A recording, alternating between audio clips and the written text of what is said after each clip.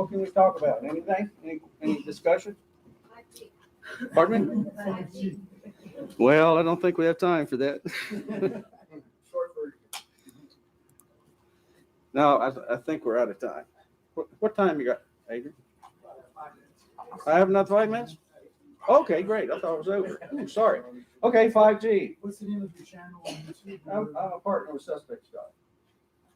Suspect Sky is on YouTube, also suspectsky.com. If you want to see some of the books that we were able to round up. Some selling for $2,000 on eBay. I didn't know that. Anyway, 5G. Oh, some of the books that, the Adam and Eve story. Oh,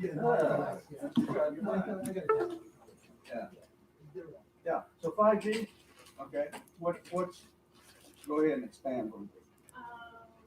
Well, do you think it really will get off the ground? So I think it'll get off the ground. I think it will. And apparently it's already been posted. I think it will. And I think no force on earth will stop it. Because the FCC commissioner says that. And he happens to come from industry, right? So but I will tell you my personal thought on this 5G thing. You hear about, oh, we have to beat the Chinese. We got to beat the Chinese. That's a security problem. Huh? Why is it now a security problem when most of the electronic components that we put into our electronics now for the last 20 years are Chinese? Ham radios are made in China now, but they used to be made in Japan. But now suddenly, it's a security issue. Well, it's not going to be a security issue with governmental communications, because I used to work with that, because this device, which is made with all American parts, usually Motorola, talks to this device, peer-to-peer encryption, and it doesn't matter what network it goes over. Well, and if it's being run by satellites, is it true that Israel banned it? Have you heard that? I have seen that, but I haven't verified. So how Haven't verified. can it be banned in one area? I don't know. It's easily done. Well, it's possible that they banned the use of those devices inside their boundaries. As I know that they were ahead of things in getting Wi-Fi out of the schools. They don't want their The children, They know, in other words, they recognize the power of this technology to make people disappear. But if there is a 5G methodology here in America, who's to say that the Chinese can't hack it and suddenly have access to the same information that the providers of 5G here will have into every human being's life? Where's the They point? can hack all that too. I mean, they're great at hacking stuff. That's a point well made, and I don't think it's a sudden issue.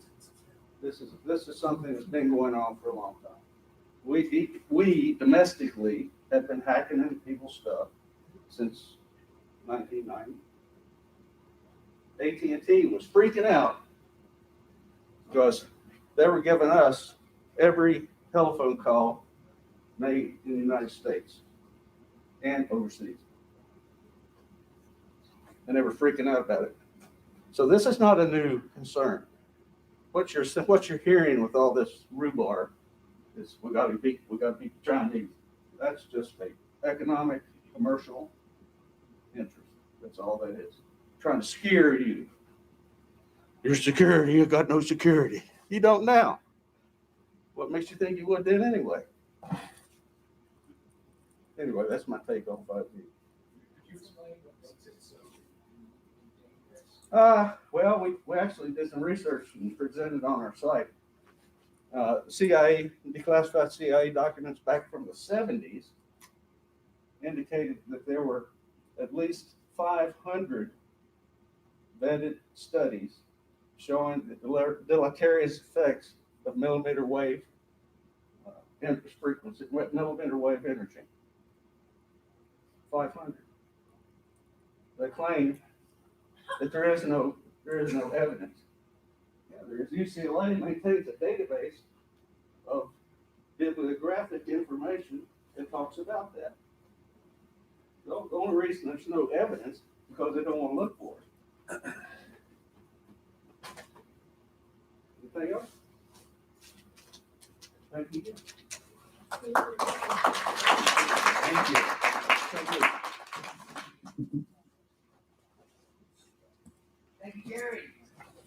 about them. Come on, you can clap again.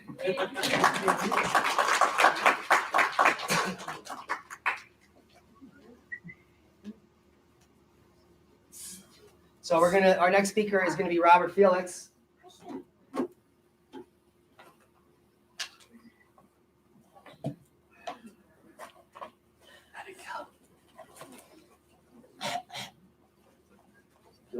Yeah, drink some water. I needed their heads on, but.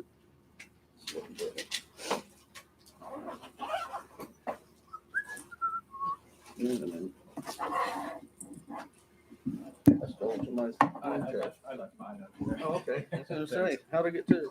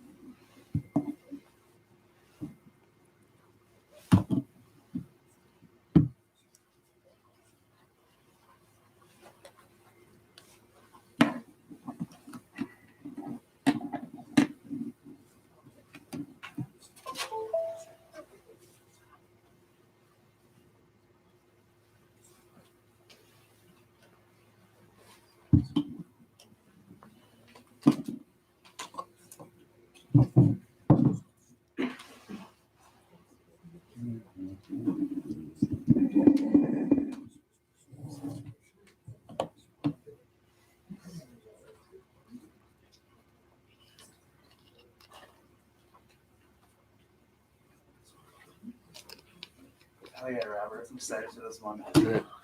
Well, I'm waiting for this Oh, sound, absolutely. for the sound stuff.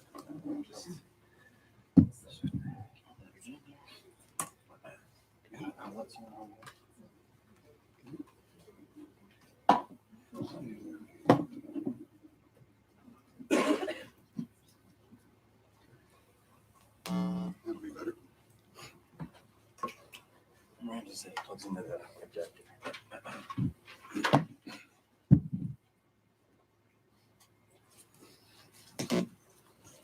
Just 3 hours until the speakers end at Econ. And our next speaker up is Robert Felix. Now, I got into geology in 1989. And around 1993, I was introduced to his concept of evolutionary leaps through Princeton. Niles Eldridge and punctuated equilibria, I think in 1992, was a new theory. And as a paleontologist, I had been studying for 2 years. I'm an invertebrate paleontologist, which just happens to be hundreds of millions of species on Earth. The vertebrate species are just a 1% of all life. So the invertebrates is how we decipher the fossil record and evolution. Now the problem with the invertebrate record is there are no missing links. That's the problem. So what we have is speciation that's instantaneous. Now this has been known since the 1800s, but the paleontologists were waiting to find the guys in the middle. So for hundreds of years, we kept going out and just finding the same species, and then above them, a new species. And this can happen as often as 26 or 13,000 years. And just 11,500 years ago, we had a mass extinction which eliminated 65% of the megafauna on one side of the globe. And now the mainstream explains it as a comet, right? But if you listen to my talks, you know there are 15,000 impact sites called the Carolina Bays. You know that we recently discovered major impact sites in Greenland. Many people have hypothesized for years that Hudson Bay is a remnant of this mass extinction. So what we actually have is multiple objects hitting, and maybe the sun outbursting. But these times all coincide, and Robert's going to reveal that, with magnetic excursions or reversals. When the magnetosphere wanes, bad things happen on the Earth, and a multiplicity of bad things like Carolina Bays and impact craters and mass extinctions. Now, I was inspired by Robert young in academia because he was one of the first people to have the balls to go against the grain and to have his own story that was corroborated by scientists at Princeton. And I'm sure he's going to explain to you that even more recently, long time after he wrote his first book on the coming ice age, that he is more popular now than ever before because the masses are picking up what we're putting down. So let's give a warm welcome to one of my heroes, Robert Felix.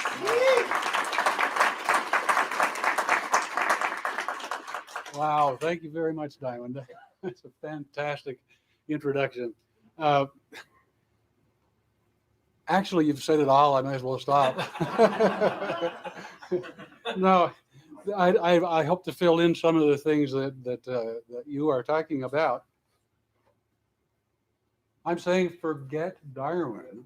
Instead, magnetic reversals drive evolution. And that's what I hope to show you today. However, I'm not so sure sometimes that evolution is really working all that great.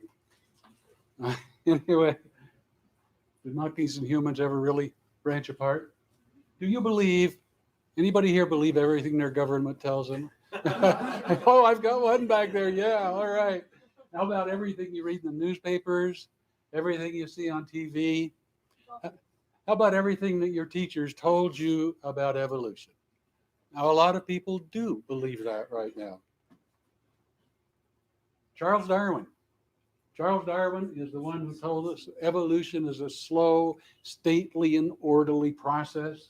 And we've been repeating Darwin's words almost unthinkingly for over 150 years. And that's too bad because I think Darwin was wrong. Maybe not wrong, but at least that he didn't go far enough. So what I'll be talking about today is generally what Diamond was saying, but I'll explain what I see as the real driver of evolution. You'll learn that evolution, just as Diamond said, evolution does take giant and often catastrophic leaps, and leaps that I think can be, I think I'll prove that can be linked to magnetic reversal. You will learn why I think magnetic reversals occur in a predictable cycle, which you probably haven't heard in many places before. And you will learn that it looks as if the next magnetic reversal has already begun. Are you a creep or a jerk? When I started writing evolutionary magnetic reversals and evolutionary leaps, I didn't realize how acrimonious the debate over evolution can be. And it really boils down to the creeps versus the jerks. The creeps, they're dubbed that way by the jerks, but the creeps insist that evolution creeps along slowly in a smooth, gradual manner, takes thousands of years, hundreds of thousands of years, even millions of years. But then we have the jerks, so dubbed by the creeps. But the jerks maintain that evolution makes sudden, often catastrophic leaps. And that's where I'm generally on the side of the jerks, except even though I agree with them generally, I don't think the jerks have really ever presented a credible mechanism to explain just what it is that causes those leaps. So that's what I want to talk about today, and why I think magnetic reversals are the answer. Why is this important? Because just as sure as summer follows spring, I see these magnetic reversals taking effect in a dependable, predictable cycle, time after time after time after time. And I do indeed fear that the next beat of that cycle is now due. And again, I think it all has to do with magnetic reversals. But before I start talking very much about magnetic reversals, let's just talk about evolution for just a minute at least. Why do I think Darwin was wrong? Because contrary to Darwin's theories, evolution does not work slowly at all. And as Diamond alluded to, more and more scientists are beginning to realize that evolution does not necessarily work. I mean, sometimes works slowly. Turtles are still the same that they were, 65 million years ago. Sharks are still the same they were 300 million years ago. Diamond had mentioned Niles Eldredge. Well, Niles Eldredge worked together with Stephen Jay Gould of Harvard. All paleontologists know that the fossil record contains precious little in the way of intermediate forms, said Gould.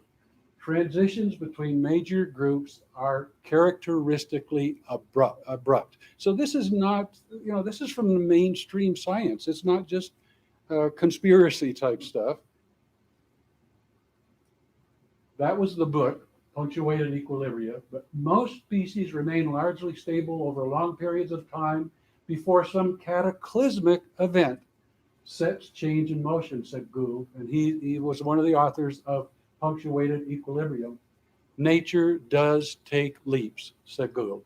And that's actually where I got half the title for magnetic reversals and evolutionary leaps, because nature does take leaps. Geologic change always comes in spurts, said British geologist Derek Ager. The history of any one part of the earth, like the life of a soldier, consists of long periods of boredom and short periods of terror. I'd rather be living in one of the periods of boredom, I think. I fear we're headed for one of those periods of terror. Couldn't there just be a missing link? And Diamond referred to that too, is we don't find them. No, there is no gap in the record, says paleontologist Kenneth Shue.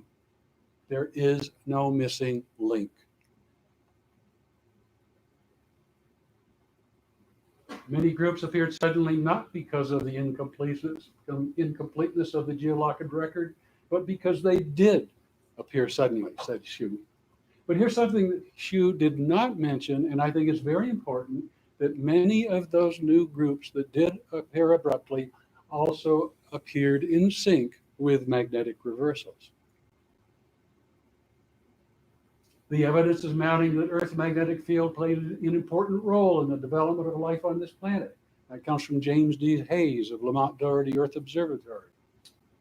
New kinds of animals appear in the record virtually simultaneously with magnetic reversals, said Kenneth and Watkins of the University of Rhode Island.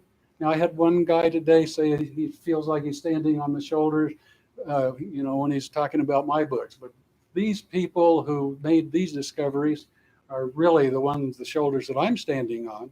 because a lot of this stuff I didn't come up with by myself. I just through research and research and research. Magnetic reversals strongly influence population trends, with J.C. Waddington of the University of Minnesota. Animal change occurred near several reversals at Alan Cox of Stanford University. So again, this is over and over and over from legitimate mainstream science. So let me talk just about what a magnetic reversal is. I imagine most people in this room know, heard of it, but in some of the talks I give, most of the audience has not heard of a magnetic reversal. But it's the time when compasses, if they'd actually been invented, would have pointed toward Antarctica instead of toward the Arctic as they do today. Magnetic reversals are much more common than you think. You know, we humans, if things are this way, we assume they've been this way all the time. But the Earth's magnetic polarity has absolutely been reversed for almost or about half of history. I shouldn't say almost, it's probably half of history it has actually been reversed. There have been at least 14 documented magnetic reversals just in the last million years. So I think we'll eventually find a lot more because, you know, the geologists, paleontologists, whatever, when they're digging through the earth, they have to sometimes just be lucky to find a time when there was a magnetic reversal. I think there will be eventually a lot more discovered.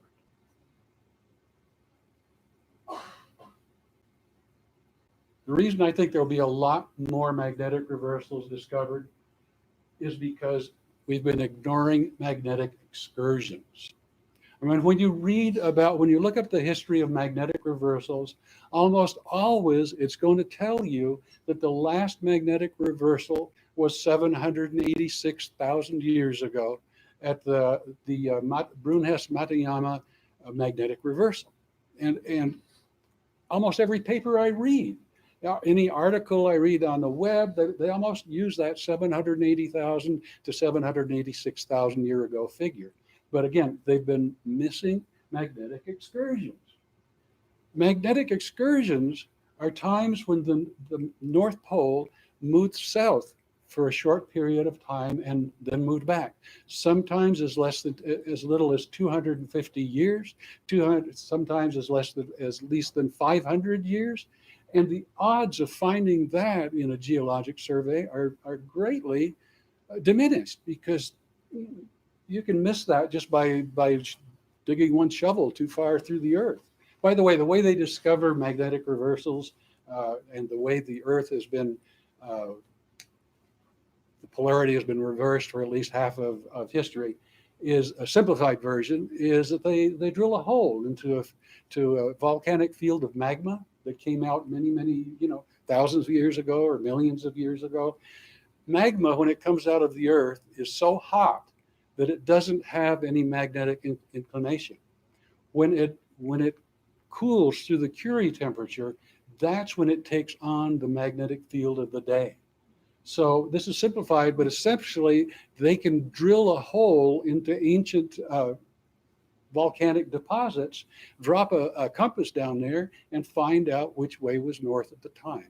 Simplified way, but they can find it that way. They found that in the middle of the ocean, the mid-Atlantic ridge, where they see the rocks coming up out of the ground, the magma, and then moving off in both directions.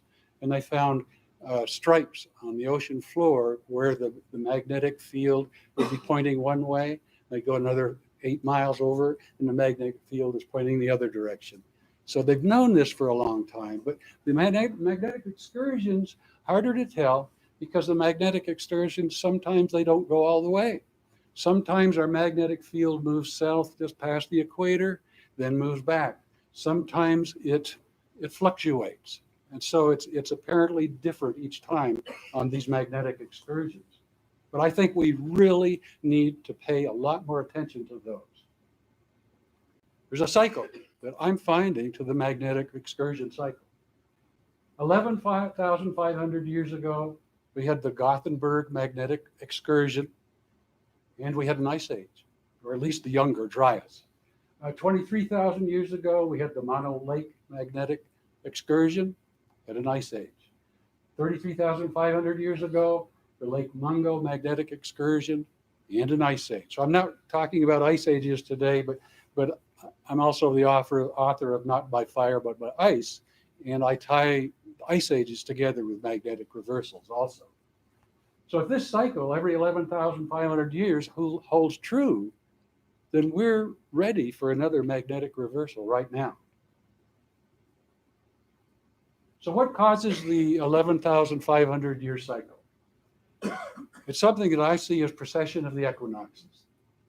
Our axis of rotation, the Earth's axis of rotation, doesn't point towards true north. Our axis of rotation is tilted 23.5 degrees from true north. Now, if you could run a stick all the way through our axis of rotation and point it all the way into the heavens, that stick, our axis of rotation now points toward the star Polaris, toward the North Star. But our axis of rotation, the other thing it does is it slowly revolves.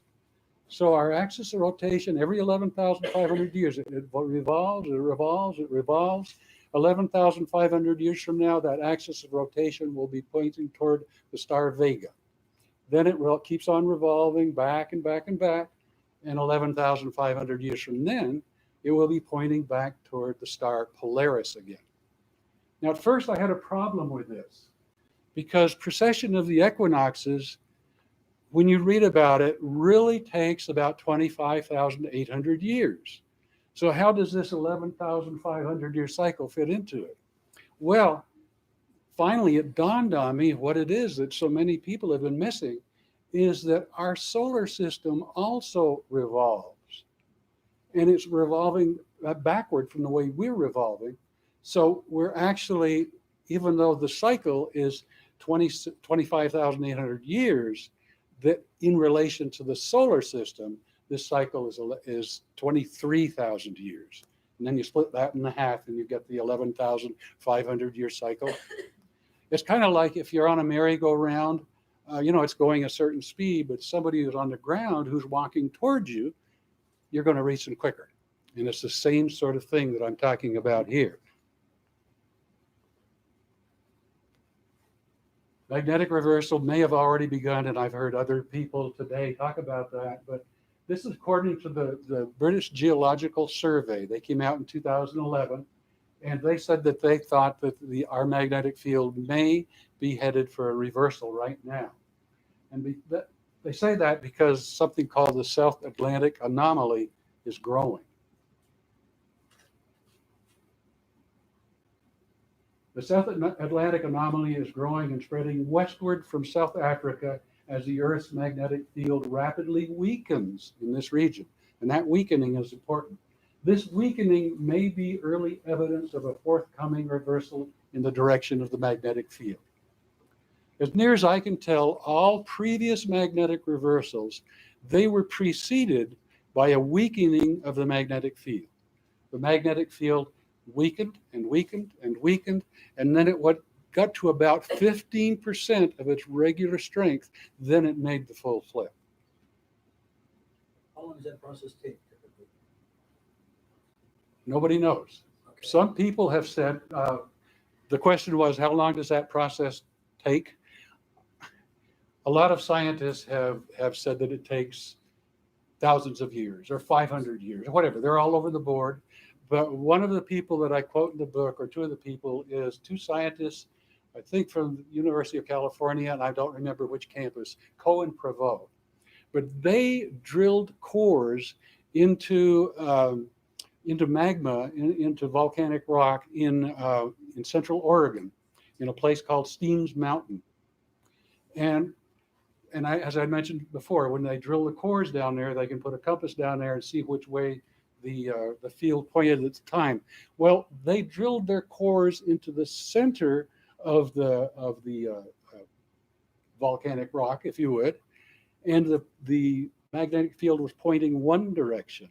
Then they drilled a different hole toward the edge of the volcanic rock, which would have cooled more quickly because it wasn't so deep, and the magnetic field was pointing in a different direction. So Cohen Prevost decided from that our magnetic field may have reversed. Not many people agree with them, but they say it may have reversed in as little as 30 days. Just in the difference in the amount of time it takes for the magma to cool here, where it's thicker than it does over there. So, good question. I hope that answered it. The red area here shows where, this is down in South America, but this shows where a dip in the Earth's magnetic field allows cosmic rays and charged particles to reach lower into the atmosphere.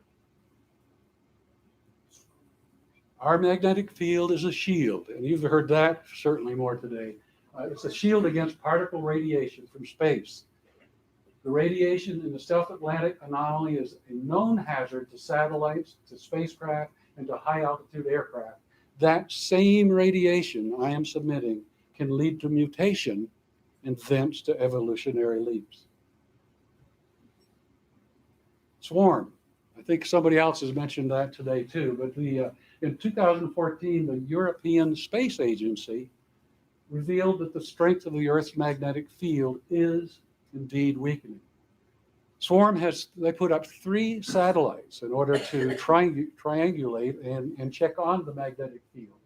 And they said that their project provides unprecedented insights into the complex workings of the magnetic field, which safeguards us from the bombarding cosmic radiation of charged particles. So again, the European Space Agency is agreeing that our magnetic field protects us from the radiation.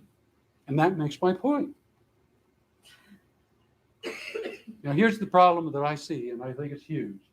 Magnetometers on board the Swarm satellites show that Earth's magnetic field is weakening at the rate of 5% per decade. That's 10 times faster than previously thought. When I wrote the first book, when I wrote Not by Fire but by Ice, in the 90s, scientists agreed, I'm not sure we're always correct when they agree, but they agreed that our magnetic field was declining at the rate of 5% per century. Now, Swarm has found that our magnetic field is declining at the rate of 5% per decade, 10 times faster than anybody even realized just 15 years ago.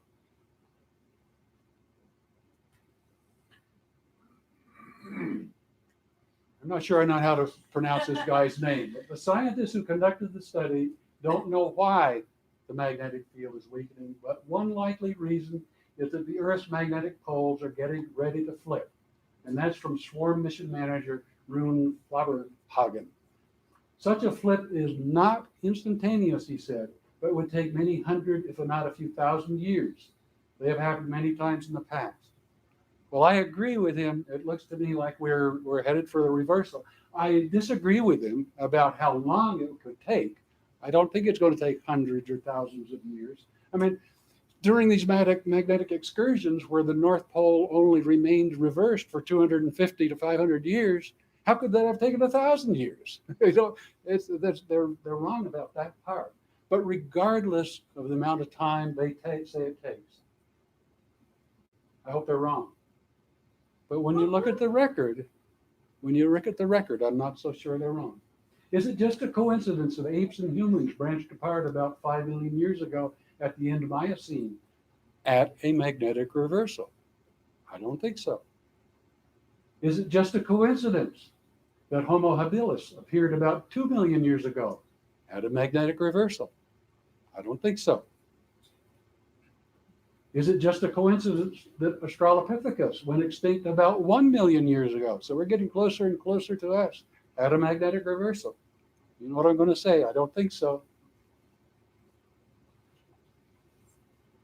Is it just a coincidence that Peking man coincided that he appeared about 780,000 years ago at the magnetic reversal? I don't think so. That one, by the way, Peking man, that one 780,000 years ago. As I mentioned earlier, that's the last magnetic reversal that most of the science papers will talk about. That was the Brunhes-Matuyama magnetic reversal. But anyway, that is when Peking man appeared. Neanderthals, is it just a coincidence but they suddenly appeared about 115,000 years ago at the Blake magnetic reversal. By the way, the Blake magnetic, I don't know if anybody's heard about interglacials, but we're essentially in an ice age right now. And then we, Holocene. yes, and Yes. then, Holocene. oh, you've got it right on there. All right. Mm. Well, Right. right now we're in interglacial. Well, about 130,000 years ago, there was another interglacial called the Eemian period. And that interglacial was even warmer than it is today. I don't think there were too many humans out there driving their SUVs 130,000 years ago, but that was warmer than it is today. Then 115,000 years ago came the Blake magnetic reversal, and boom, we plunged into an ice age. And some records in the Greenland ice cores show that that happened in only 20 years. But anyway, Neanderthals appeared at the Blake magnetic reversal. I don't think it's a coincidence. And then the Neanderthals disappeared. Suddenly, about 33,500 years ago, at the Lake Mungo magnetic reversal. Again, I do not think that is a coincidence. There's just too many coincidences, one on top of the other, one on top of the others. I think those disappearances and the new appearances had to have had a common cause, and I think that common cause was radioactivity spewed onto our planet during a magnetic reversal, or at least during this weakening of the magnetic field. And that radioactivity has to have led to mutations, has to have led to evolutions. Did giraffes evolve their long necks so they could reach the leaves on tall trees? Or did they decide to eat the leaves on tall trees after they were given their long necks? We're not so sure. Does the emu have 3 toes for a purpose? Then why does the ostrich have only 2 toes? Why does a rhinoceros have a horn? Why do cows have 2 horns? Why does a moose have an entire rack? Why does a javelina have short tusks? Why does the mammoth have long tusks? Some of those, what possible evolutionary purpose did those giant tusks fulfill? Nobody's actually figured out. I've seen some scientists say, oh, they used them to plow the snow. Come on, there were mammoths in Arizona. They weren't plowing the snow. Mammoth tusks measuring 10 to 12 feet were common. That's like, what, from here to the wall? That is a long tusk. Some of them grew in complete circles until they were touching each other. But did those giant tusks serve a purpose? No. I think those giant tusks were an oops, a chance of nature with which the mammoth learned to cope. And that's one chapter of magnetic reversals and evolutionary leaps that I actually entitled that chapter, Oops, because I think so many of these changes were just simply a chance of nature, not a plan or anything like that. Did we develop our thumbs to play the guitar? No, I think we showed up on this planet fully developed, just the way we are, and so did they. Those, and this is, I really think this is true, those who were lucky enough or smart enough learned to survive in spite of their handicaps, not because of them. They survived in spite of their handicaps, not because of them. Those who learned to live with what they were given survived. Those who learned to live with their newfound colors, newfound shapes, newfound protuberances, and changed bones and teeth, they survived. Those who didn't, well, they didn't. I find it just incredible that, there's a human's hand and there's a mammoth tooth. Those things were huge.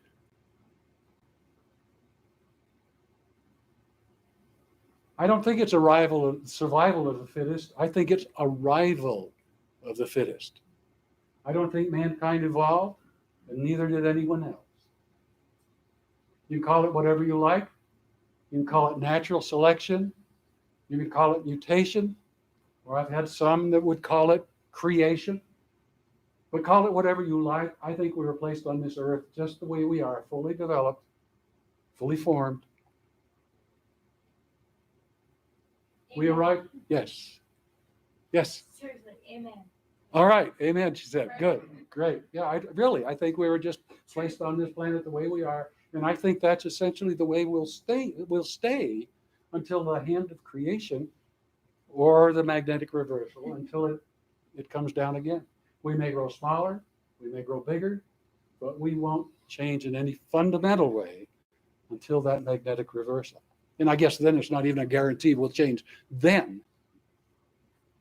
As I said earlier, we've had many more magnetic reversals or excursions than you might believe. So today I'd like to focus just a little bit on the Gothenburg magnetic excursion of about 11,500 years ago. It's dated as somewhere in there, 11,500, 11,800, 12,000, because really that's when all hell broke loose on our planet. Carolina Bays. Now, Diamond had mentioned Carolina Bays. I didn't know he was going to mention that.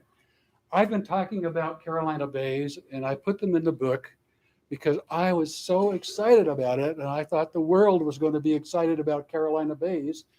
And so far, it's been a ho-hum. It's just, I don't know why. But anyway, more than 2 million huge holes were blasted into the earth, into our planet at the Gothenburg magnetic excursion. And you can start to see some of these holes in the ground. There's just zillions of them. Well, not zillions, but you're going to learn that there's a lot of them. Usually these holes are not more than 20 feet deep. For whatever reason, nobody knows why. The holes range from 1 acre to several thousand acres and measure up to 7 miles across. I mean, these holes are much bigger than many cities. More than 50,000 of these Carolina Bays, and by the way, they're not always called a Carolina Bay. I think in Texas, I forget, they're called something to do with salt licks because the water accumulates in there like a swamp, but then it dissipates and you end up with the salt. I think in Pennsylvania, they're called Grady Ponds, and some areas they don't even have a label. But more than 50,000 of these bays have been identified on the United States East Coast alone. And most people in this room have probably never heard of it. Shallow lakes and wetlands. After 12,000 years, because that was 12,000 years ago, many of the bays are now just shallow depressions in the landscape. Some are filled with water. Many are now lakes, and they've been named by humans where they have named lakes. And they're unmistakable ellipses from the air. And I'm hoping some of the people from the electric universe theories it could be. Carolina Bays in Hoke in Scotland County, North Carolina. No one, this is another one. No one realized that these things were small, that these were ellipses until in the late 20s when they came out with aerial photography. And the photographers were up there taking these pictures, and they developed their pictures. And they, oh my gosh, these are elliptical. And in many cases, they overlap each other. What created the Carolina Bays? Some scientists insist that these massive holes were blasted into the ground by a meteor exploding above the earth. That's the common interpretation right now. But I don't buy it. I don't think they were, because very few meteorite fragments have ever been found in the Carolinas. So I don't know whether it's Berkeley currents or what it is. I think those millions of bays were gouged into the ground. I'm thinking by gigantic explosions in the sky. And I think those explosions were triggered by the magnetic reversal. I wouldn't have been wanting to stand at ground zero and when the hole is being made that's 7 miles wide. But how can the 7 miles wide and still it's only about 20 feet deep? It's amazing. You can actually see the bays for yourself today. You don't have to take my word for it. You can go on to Google Earth. You can literally hundreds of these things. They surround Lumberton, North Carolina. So if you go on Google Earth and look for Lumberton, North Carolina, you'll find all these ellipses, just one after the other, and they're still there. I was lucky enough to go. My wife and I went down to South Carolina, and we visited one of these bays. I forget, 3 years ago, but we visited the Woods Bay State Park in South Carolina. That's something you can Google if you want to look it up, but Woods Bay State Park. We went through it and I took some pictures, and that picture right there is an alligator. Whoa, I went too far. But I went too far. Yeah. Anyway, when we realized there were alligators there, we started being a little careful. The day we went to when you go online, it says Woods Bay State Park is open every day. We got there was nobody there. The park, the ranger's office was closed up. So my wife and I explored the area by ourselves, kind of keeping our eyes out for any alligators that might be around, because we did see a lot of them. They were all sunning themselves that day. So we traveled mainly on boardwalks, luckily that somebody had built. We did get off the boardwalks for a while. And by the way, these bays are not really bays. They're named after the trees, the bay trees that actually grow there. But here's the other thing. Woods Bay is huge. This is Woods Bay right here. This down here is the little tiny town of Tuberville. I think it only has like 700 or 800 population. And up here was the town of Olanta. But anyway, that thing is so much bigger than those little towns. So that would have wiped out a city if it had hit there. So what do we have here? We have 12,000 years ago, 2 million holes were gouged into the town. 12,000 years ago, the Gothenburg magnetic reversal. I don't think it takes a great stretch of the imagination to think they might possibly be related, both at the same time. And here's another reason why I think they're related. There was a massive amount of radiation that fell to the earth at that same time. Radioactivity levels in Michigan soils from that period measured 2,000 times higher than normal. 2,000 times. Now, I think radiation 2,000 times normal might kill a lot of animals, but it might also create a few mutations. Rich enough for a world-class uranium mine. Radioactivity levels up to 1,600 times normal have also been found in Clovis-era soils in New Mexico. The soils are rich enough for a world-class uranium mine, and that comes from nuclear physicist Richard Firestone. So it's there. And he's been, by the way, if you want to read more about the Carolina Bays, there's a wonderful book called Cosmic Catastrophes, written by Firestone and a couple of other geologists, that they are the ones that say it's a meteor. I'm not agreeing with that, but other than that, it's a great book. Scientists have also found an unexplained layer of carbon and soot all over the world, dated to the same time. So we're back in Sierra Vista, Arizona. They found a black mat of carbon dated to the same time that measures anywhere from a few inches thick to a foot thick. Now, that's a lot of carbon. Now, a lot of scientists, of course, we like to do this. We want to blame it on humans. We like to blame everything on humans. I don't think so, because I think humans set the forests on fire in order to clear the land. That black mat covers hundreds of square miles. And always, this came from Dr. Vance Hayes, professor emeritus at the University of Arizona. Always we find the Clovis artifacts and extinct animal bones right under it. Above the black mat, there are no such artifacts or bones. So again, this is going back to that Gothenburg magnetic excursion. Big Eloise, unleavened and lumpy, the black mat covered everything. Haynes and his crew dug through the mat into one of the larger bumps. They uncovered a large mammoth that they dubbed Big Eloise. The mat was draped over her bones like a thick blanket, staining her bones almost black and conforming to her skeleton as if it was shrink wrapped. The black mat also conformed perfectly to hundreds of mammoth footprints in the area. So mammoths were alive before that black mat came. Millions of mammoths were killed 11,500 years ago. Millions of mammoths existed. And then boom, that black mat and the mammoths are gone. Finally, the diamonds. Millions of tiny diamonds, they're called nanodiamonds, have been found at many ice age sites across North America, buried in that same layer of carbon. So it all connects. Where did they come from? Researchers theorize that those diamonds did indeed rain from the sky. Diamonds drizzled down by the ton, says geologist Dr. Alan West. The smaller diamonds would have lingered in the atmosphere for weeks or months.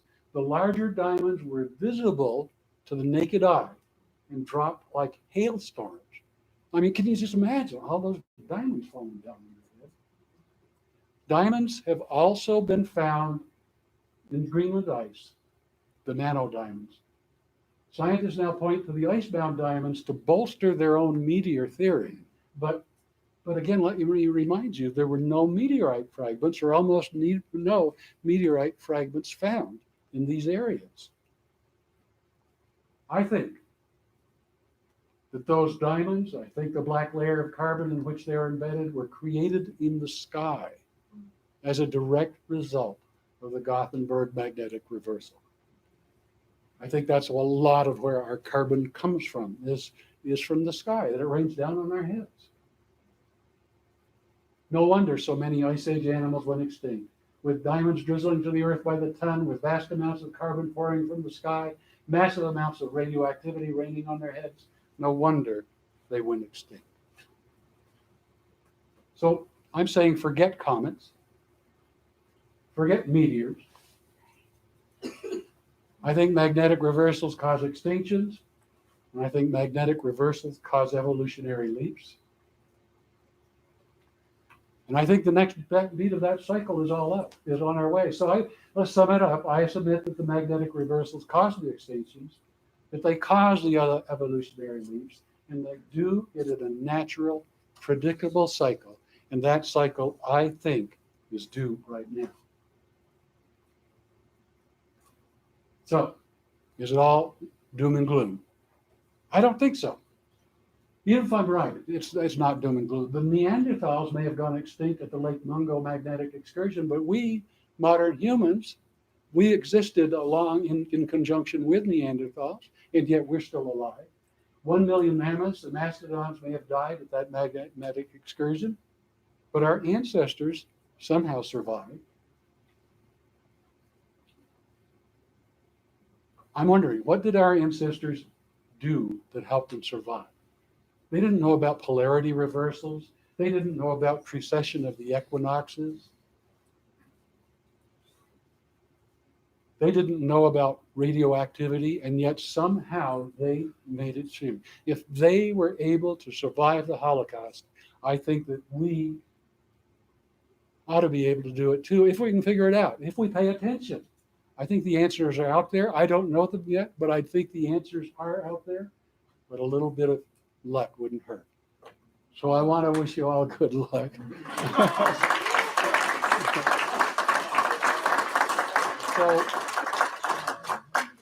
So thank you all for coming. If you have any questions, I'd be happy to give it a shot. What are your thoughts on, is the sun, obviously he's running the diamonds down, but where's the carbon coming from? I think, and I'm hanging out on this one, whereas not by fire, by ice. I was really confident all the way through. And this, I think that's being created in the sky. The chemical reaction with this supernova. Yeah, and I think those explosions may be coming from that same thing, because as our magnetic field, the magnetic field, you can't have a magnetic field without an electric field. And the Earth does have electrotelluric currents running through it at all times. I think when that magnetic reversal Current draws the carbon from this. somehow, and there could be collisions, because as the polarity is reversing, I envision it's like a giant particle accelerator. I can't prove that, but that's what I'm envisioning is happening, is a giant particle accelerator. So it's Einstein's theory in reverse. If energy, if matter can create energy, if E equals mc2, then every formula should be able to be reversed. So energy should be able to create matter. Yes. Do you believe in mini supernovas? I don't even know about supernovas. I'd say, why not? Mini supernovas. I Not just like a boom, but like, yeah, micronovas. sun, I haven't looked into it, so I, like the Andromeda galaxy has like a micronova that happens like yearly. okay, Like why not the Milky Way? Like could our sun have like a cycle of mini nova, why not? just like the That, Andromeda? I'm gonna have to say, why not? Yeah, why not? Tied together, you're thinking that the magnetic reversals, the evolutions, and the ice ages are all connected. Well, I think the ice age is because what I also found is during magnetic reversals, volcanic activity picks up strongly, and earthquake activity picks up strongly. When I wrote Not by Fire by Ice, scientists thought there were 10,000 underwater volcanoes in the entire world. Well, in there, I said that I think the ocean warms because of underwater volcanoes. And people kind of laughed at me. Well, 1990s, they said there were 10,000 underwater volcanoes. Now, both NOAA and NASA admit that there are over 3 million underwater volcanoes. As far as I'm concerned, that is what is heating the oceans, not humans. No sensory equipment on any of these volcanoes. Say that again? There's no seismic instruments on any of these volcanoes. No, there's a few.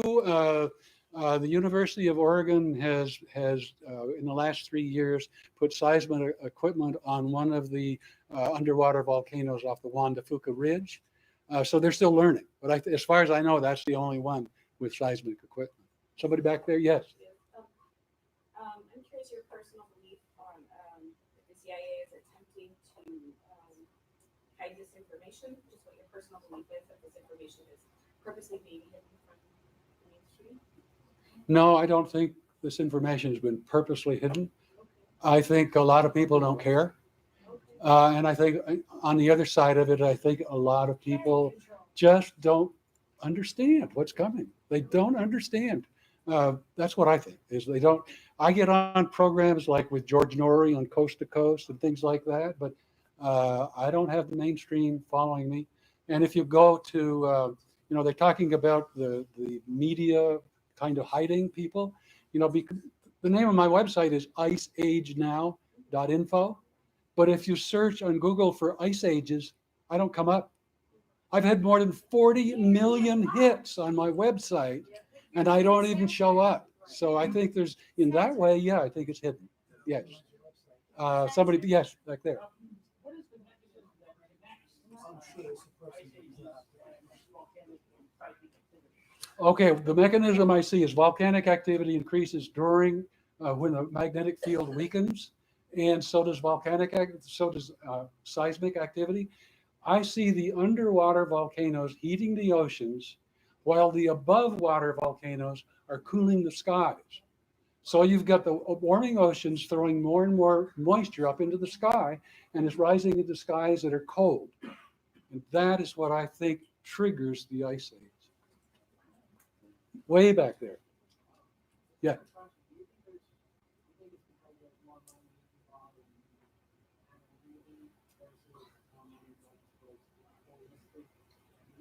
Do I think there's more money in anonymity than in holistic? What I know when it comes to ice ages or to cold, anybody who says it's getting colder is shunted out. The state climatologist of Delaware said, I don't believe in global warming. They fired him. The state climatologist of Virginia said, I don't believe in global warming. They fired him. The state climatologist of Oregon said, I don't believe in human cause. I mean, they believe in global warming, but not human cause. They fired him. So if I'm a young professor, I got a family to raise, and I'm trying to pay the car payments and make the house payments, and I see my boss get fired, I'm going to learn in a hurry that I'm not going to do that. So that's what I think. Yes, ma'am. What do you think is the most practical perspectives for you looking at deep cooling at this time? See how low it's gone. Because if you look at the curve that shows on magnetic reversal .org, and it's getting mighty low, the magnetic sphere. What do you think? Since it seems likely from what you're saying, from what my book is saying, that it's going to be the cold very soon because of the magnetic decline. What do you think is the best way to locate it? I'm not going to tell anybody where to locate. When I came out with the book, 1997, I lived in Seattle area, and I moved to Arizona. And it was such an emotional thing for me. My daughter lives back in Seattle. My granddaughter lived there. I moved back. So I don't want to tell anybody where. Now I have again, in order to make my actions match my words, 3 weeks ago, I moved to Texas. So I rented a big old Penske truck and put a car behind it, and my wife and I moved. We're not even unpacked yet. I'm not saying in terms of individuals now, you know, Okay. whoever's watching your site, you know, they want to know where to go. What I'm saying is, you know, I personally think there should be some plan. We see how many thousands of people are getting wiped out in some of the disasters. Yes. Is there any rhyme or reason? I know that, what's the name of this physicist in England, the lesson passed away. But he was saying, you know, if we don't go to outer space, how are we gonna, you know, save the human species? But I'm sure there has to be some solution on this globe. So There- I don't know if you have any ideas, scenarios of how people can be alerted, moved, encouraged to go to places that they're not going to be flash frozen like Well- the mammoths that the sled dogs were eating when they went looking for Yeah. ivory. I guess the best I can say is looking at, on my website, I do on iceagenow.info, I do have maps that show where the ice extent during the last ice age. But I don't think, now ice ages do start quickly, but I don't see the ice grinding out of the north to get us. My biggest concern, and I think other people here have echoed that same concern, I think we're going to be fighting in the streets for food long before we're covered with ice. So I'm going to say not in a big city. I don't want to live in a big city because I think that the panic and the fighting will be much more dangerous than any ice age. But what I'm trying to come to is in terms of planning things. Yeah. You know, because there's so many mass situations of death and the people that are in control, I call them the CIA, really want to capitalize on that. Having looked at the Georgia Guidestones, Yeah. they wouldn't be sad if 95% of people were gone. That's true. Can you foresee any planning thing that can actually safely situate people? There's some place, what was it, on the east side of South Africa, they just lost 1,000 people in one event. So Wow. 14,000, a lot of people in one event. I don't think there is a way to do that. I don't think the politicians, even if I'm right, I don't think anybody would have the will to do it. Politicians don't know, but some. No, some do, but I don't see that happening. I really don't. I think it's everybody for themselves. Yes, ma'am. I just want to comment on this lady's comments, just want to add to it. I think a lot of us are here because we are highly concerned. If we're in the know, we have an idea of what's coming, and we're concerned about how to prepare and how to take care of our people. So it's a valid question, and I hope that WeCon next year gets us together to start talking more about it. I think that's good. You mean solutions? Solutions. Yeah. Are you scared? Well, I moved Are you south. scared, but you're more educated? I am worried about, I'm worried about the, I'm going to have to stop here in a second. I can see Diamond here. I am worried about the cooling and the food. When it comes to the magnetic reversal itself, I don't think there's a darn thing I can do about it. So, okay. Thank you all for coming. Thank you. Thank you. Robert, are you selling, signing books? Yes, they're still down there. Yep. Ice Age Farmer Workshop will be in Conifer. Okay. So I talked a lot about the Carolina Bays. Sweet. Glad you mentioned it. I'll get out of your way here in a second. I know you're compressing your things, but I noticed something about the Carolina Bays. The Thunderbolts Project people. Yeah. They invited someone on who's more of a DIY fellow, Uh-huh. and he was capable of actually recreating those patterns described. I did not know using that. A high voltage plasma chamber. I did So he not had know a that. nano, just like the planet Earth, and he could get the same discharge and commentary. Do you happen to know? Do you remember the I could video? certainly find it for you. I did not. Oh, very fast. Yeah, I want to go down and see Ice Age Farmers. Then I'll be. I'll meet you there. All right. Cool. Enjoy. Cool. Anderson, good, thank you, brother. Now, you came to the Yeah, yeah, well, yes, I'll get it. Oh, I was 30. okay, all right, okay. My wife should be down. Okay, good, good. She knows, she knows, she knows you're coming. Thank you, no problem. Okay, good, thank you. A lot of books on math and science, as well as other classes. To try to figure anything out that I could. So my specialty about So who's, that's his, No, this is our live stream. okay. Just put your computer here, plug in. Got you. That's This has been running for 7 days to make that work. cool. So I'll give you a little intro. We'll wait a few minutes, let some people come in. Cool. Give you an amazing intro. The crowd will roar.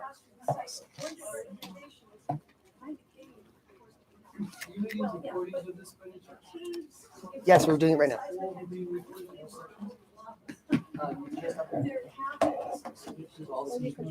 Yeah, please.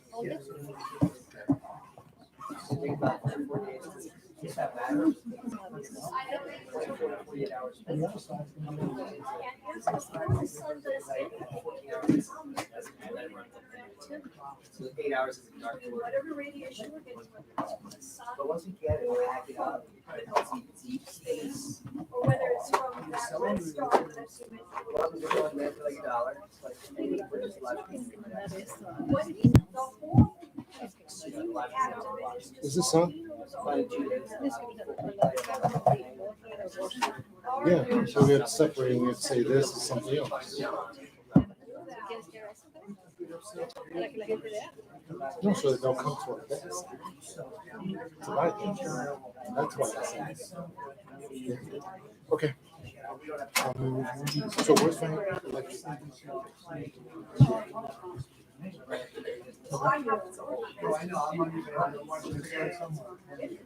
What I'm saying is, Robert, you gonna hang out for a bit or? there is no real. yeah, thank you. I'm sure. Yeah, it's cool. Where?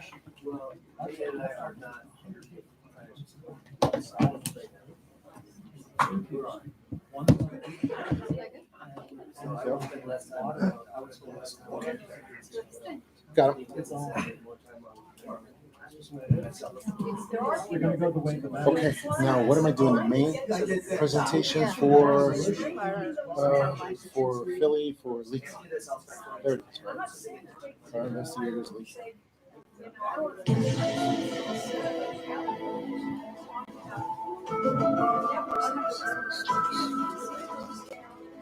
I can't watch this imaging.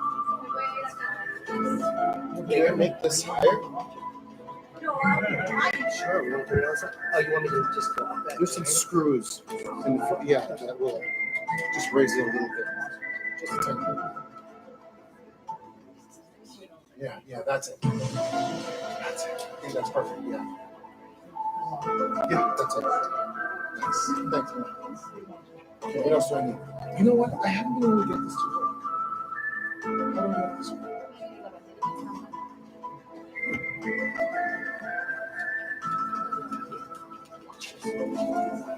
Is it on? It's on.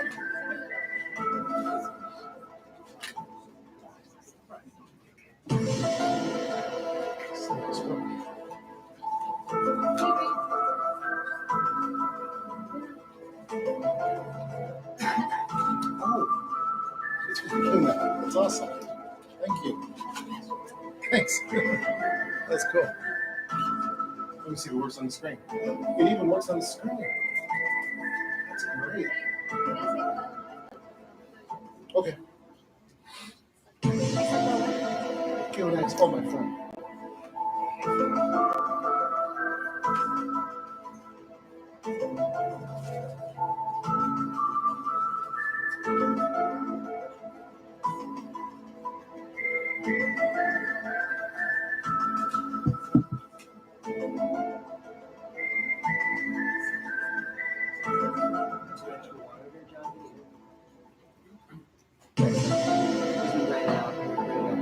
So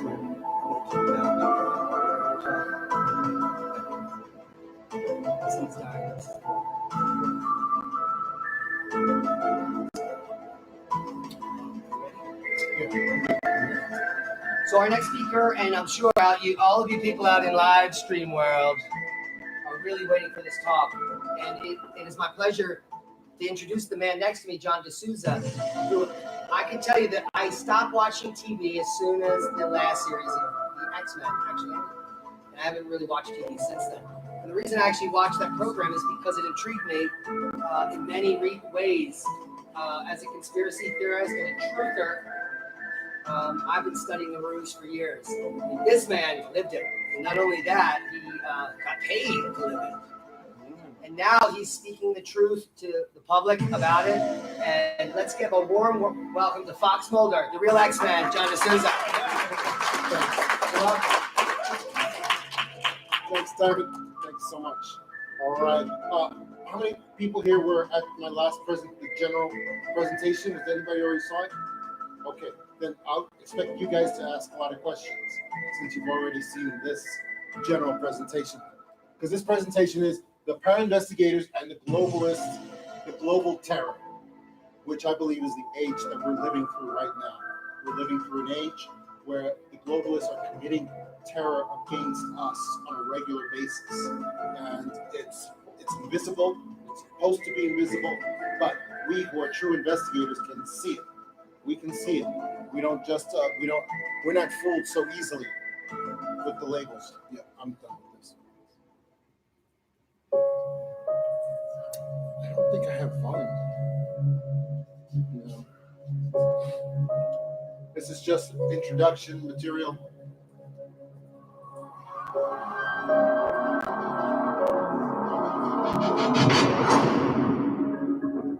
My name is John DeSouza. I was a special agent in the FBI for over 20 years. At the age of 23, I became one of the youngest people ever recruited into the FBI as a special agent. As an agent, I helped solve high-profile crimes against humanity. Homicides, the 93 World Trade Center attacks, the Oklahoma City bombing, even 9/11. Most of my cases were criminal in nature, but other cases weren't so cut and dry. If I were to tell you I saw or experienced nothing strange during my 20-plus years of service, I wouldn't be telling the truth. These cases couldn't be explained in the physical world. You see that? This appeared in the Norwegian sky. Oh my God, get that. What is this? Major sighting here. What I saw, the things I couldn't explain, they haunted me throughout my career.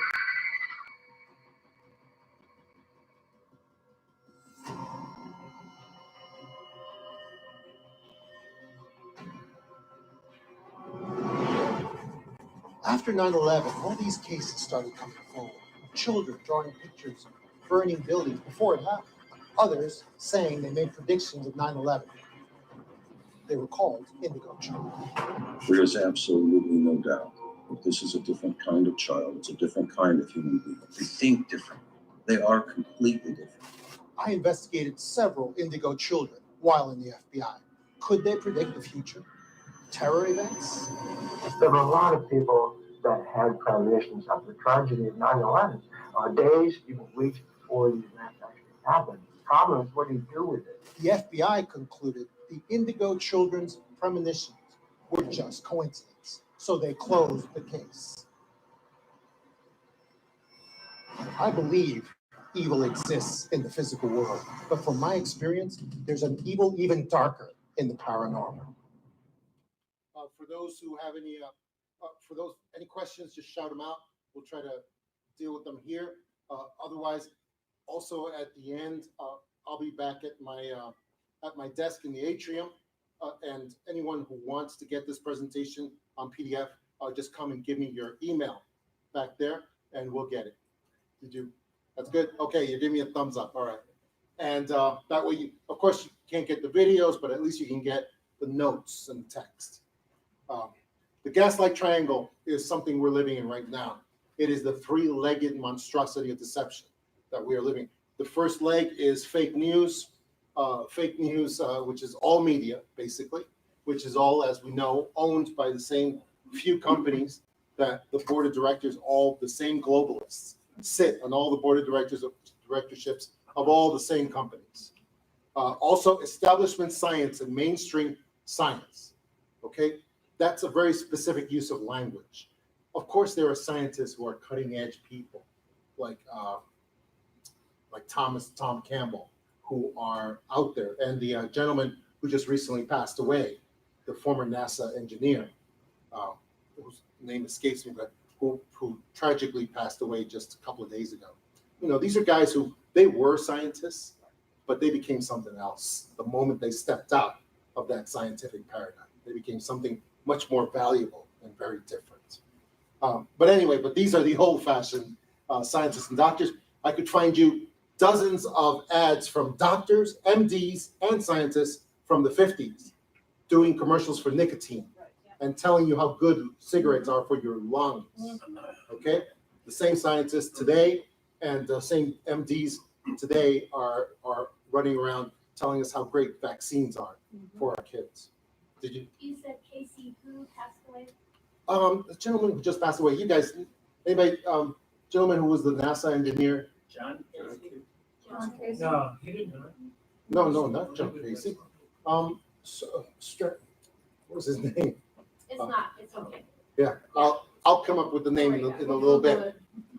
Government authority fakery is another leg of this deception of this gaslight triangle. They are gaslighting us. They are trying to make us believe that our version of reality is not real, and that their version is real. That's what gaslight means. True investigators and para-investigators. Para-investigation is just a systematic inquiry or investigation that utilizes rational scientific means to start with, but then relies upon intuitive paranormal abilities to resolve crimes and mysteries. Let me tell you this. There's a lot of cops out there. There's a lot of FBI agents and a lot of investigators who are actually para-investigators, who actually use their, especially experienced police officers, who use their intuitive abilities all the time, constantly, but they're not allowed to say it. Yes. So I know a guy in Illinois. He goes to spiritual meetups, and he's something after his grandmother died. He was a retired local cop investigator, but then when his grandmother died, he got intuitive gifts. And he's a police officer? And he follows domestic criminal cases and international terrorism. Wow. So he's pretty gifted. Nice. The gentleman that died is a Skylab and Space Shuttle astronaut Owen Garriott. Died in '88, April 15th. I was thinking about Stansfield. Stansfield? Okay. Stansfield. Yeah. Oh, he died. Okay, this was a couple weeks ago. Yeah. Stanfield. Yeah. No, Friedman. No, that's The Economist. Sorry. But it's a similar name. It's a similar name. Yeah, I know. We'll come up with it. Okay, I'm so sorry. This material is from my book, The Power Investigators, True Tales of Supernaturally Gifted Investigators, which many of us here are, and I know it. True investigators versus fact finders. Most police officers, most FBI agents, most investigators are actually nothing more than fact finders. That's all they are. They just find data, they put together data, they connect it, and they give you data. That's all they do. That's what scientists do. And they are not true investigators. True fact finders only follow clues as far as their bosses tell them they can. They follow material data to a material conclusion. Some scientists like to say, you got to follow the data, follow the data. What they really mean is follow the material data to a material conclusion. Because if it goes into the metaphysical, they cannot go one step further. They just can't. That's not true investigation.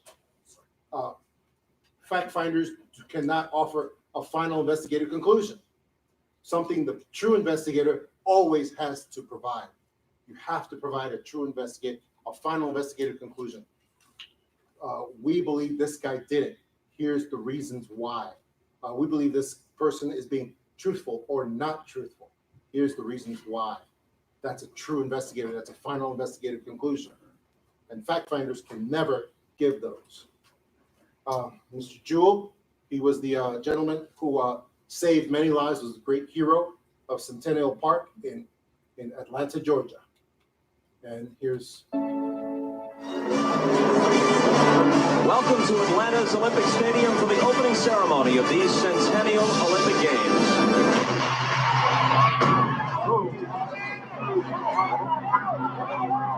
In the early morning of July 27, 1996, more than 100 people were injured and one killed by a bomb blast at Atlanta's Centennial Olympic Park.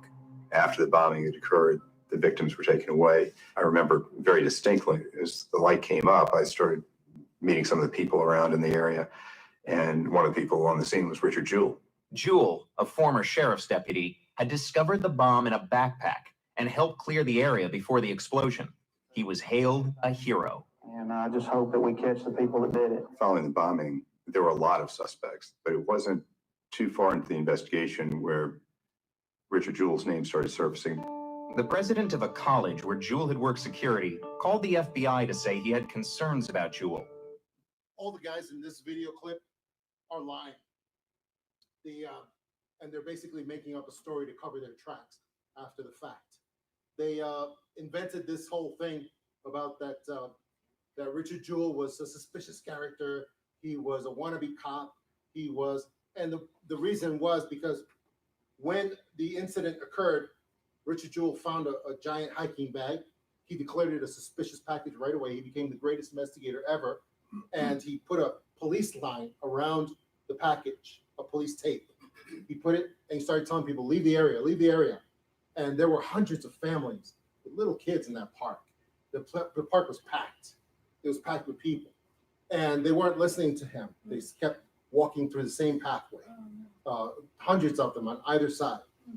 So finally, and we have this all on CCTV, finally he started screaming at the top of his lungs and waving his arms and screaming at people, people, get out of the area, get out of this area. This is probably a bomb. Screaming. So the FBI agents on the scene who saw that came to the same conclusion that I did, which was he knew it was a bomb. Right. But he never touched the thing. He never looked inside of it. So how did he know it was a bomb? Yeah. Right. But the police officers and FBI agents on the scene were unfortunately not true investigators. And they could only conclude he knew it was a bomb because he was the bomber. He planted the bomb. It's the only way.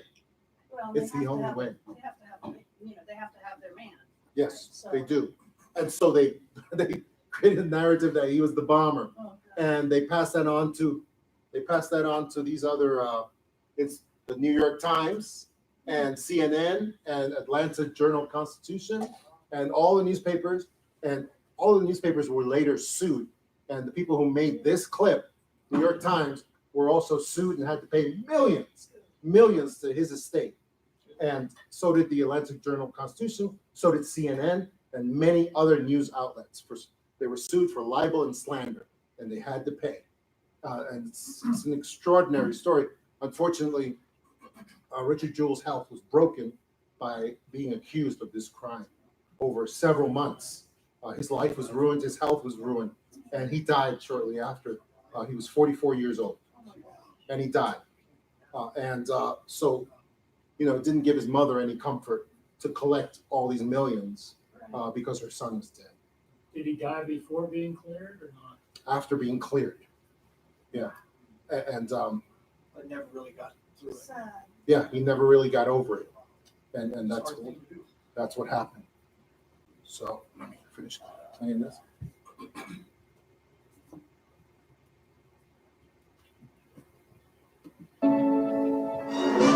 Came up, I started people around in the area, and one of the people on the scene was Richard Jewell. Jewell, a former sheriff's deputy, had discovered the bomb in a backpack and helped clear the area before the explosion.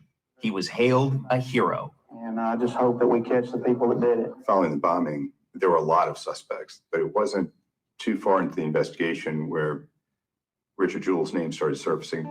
The president of a college where Jewell had worked security called the FBI to say he had concerns about Jewell. A check into Jewell's background revealed other witnesses who who reported he had a history of employment problems and was obsessed with law enforcement. The tissue of lies, everything they made up. And it's unfortunate, but that's the way it is with fact finders versus true investigators. Here's a famous saying: "We like him for this." That's what law enforcement says when they don't have enough proof on it, or sometimes no proof on an individual, and yet they still want to accuse that person of a crime. It's a very well-known saying in law enforcement circles. We like him for this. We like her for this. It just means we want to accuse that person, and we got nothing to do it on, nothing basis to do it on. Do you consider this to be deep state? It is, well, do I consider this to be deep state? It's used by the deep state sometimes for their convenience because they know about these tendencies and they use it for their benefit very often. So they manipulate it, but they don't cause it, unfortunately. They don't cause it really. We are presently living in an age of globalist terror where the globalists are committing terror against us all the time.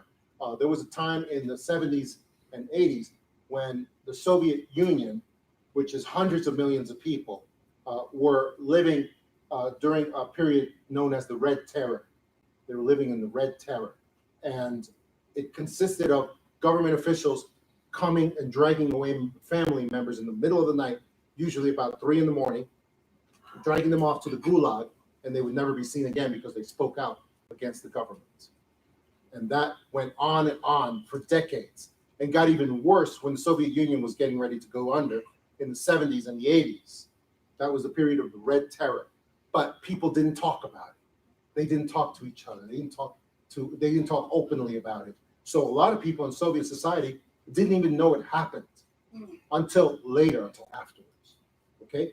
We're living through a similar period right now, except the atrocities are being committed against us by the globalists and by their minions on a regular basis, like the fire that happened in California, where this fire was started through artificial means in 20 places at the same time in order to burn up certain sections throughout California.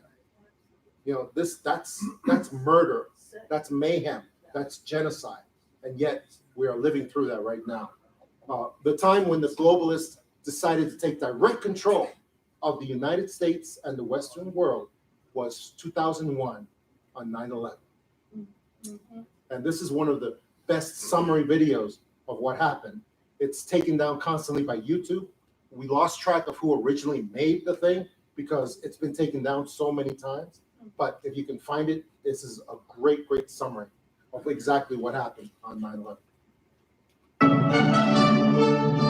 On the morning of September 11th, 2001, 19 men armed with box cutters directed by a man on dialysis in a cave fortress halfway around the world using a satellite phone and a laptop directed the most sophisticated penetration of the most heavily defended airspace in the world, overpowering the passengers and the military combat trained pilots on 4 commercial aircraft before flying those planes wildly off course for over an hour without being molested by a single fighter interceptor. These 19 hijackers, devout religious fundamentalists who like to drink alcohol, smoke cocaine, and live with pink-haired strippers, managed to knock down 3 buildings with 2 planes in New York. While in Washington, a pilot who couldn't handle a single-engine Cessna was able to fly a 757 in an 8,000-foot descending 270-degree corkscrew turn to come exactly level with the ground, hitting the Pentagon and the budget analyst office where DoD staffers were working on the mystery of the $2.3 trillion that Defense Secretary Donald Rumsfeld had announced missing from the Pentagon's coffers in a press conference the day before, on September 10th, 2001. Luckily, the news anchors knew who did it within minutes. Osama bin Laden. The pundits knew within hours. Osama bin Laden. The administration knew within the day. Terrorists who committed these acts and those who harbored them. And the evidence literally fell into the FBI's lap. That a hijacker's passport was found blocks from the World Trade Center crash site, if you can believe that.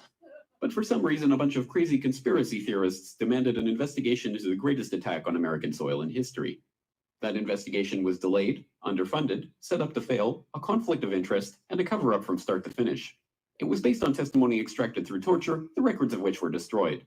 It failed to mention the existence of WTC-7, Able Danger, P-TECH, Sibel Edmonds, OBL and the CIA, and the drills of hijacked aircraft being flown into buildings that were being simulated at the precise same time that those events were actually happening.